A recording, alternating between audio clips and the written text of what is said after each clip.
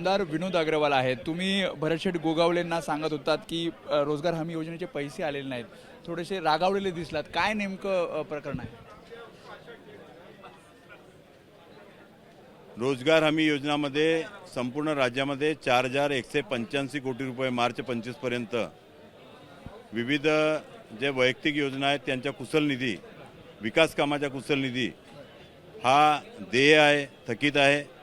आता केंद्राकडून मिळालेले एकूण पैशापैकी 1400 कोटी रुपये 1379 कोटी रुपये मिळाले आणि ते पैसे खरं पाहिलं तर 185 कोटीच्या समप्रमाणामध्ये सर्व जिल्ह्यामध्ये जो देय थकीत असेल त्याप्रमाणे वाटप करायला पाहिजे होते, परंतु जाणूनबुजून मराठवाड्याला 70 ते 80% निधी देण्यात आला आणि विशेषतः पूर्व विदर्भाला फक्त 10 ते 15% निधी देण्यात आलेला आहे आणि गोंदिया जिल्ह्याला एकही पैसा मिळालेला नाही। रोजगार हमी योजनेचा एकही रुपया मिळालेला नाही आणि हा जो अन्यायकारक शासन निर्णय आम्ही खपवून घेणार नाही।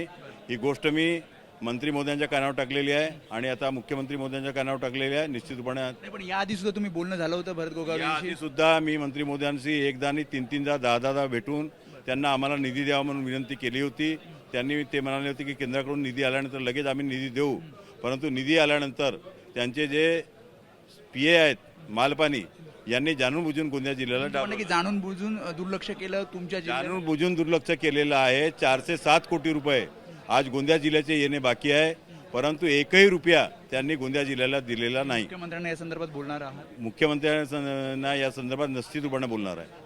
त्यामुळे होते विनोद अग्रवाल यांचं असं म्हणणं आहे की रोजगार हमी योजनेचे पैसे जे येणं बाकी आहे ते येत नाही आणि त्यामुळे भरत गोगावले यांना या सगळ्या संदर्भात त्यांनी जाब विचारला आणि त्यांचं असंही म्हणणं आहे की मुख्यमंत्र्यांना सुद्धा निधी का आमच्या जिल्ह्याला मिळाला नाही या संदर्भात तक्रार करणार आहेत। कॅमेरामॅन धर्मेंद्र पांडेसह वेदांत नेब, ABP माझा, मुंबई।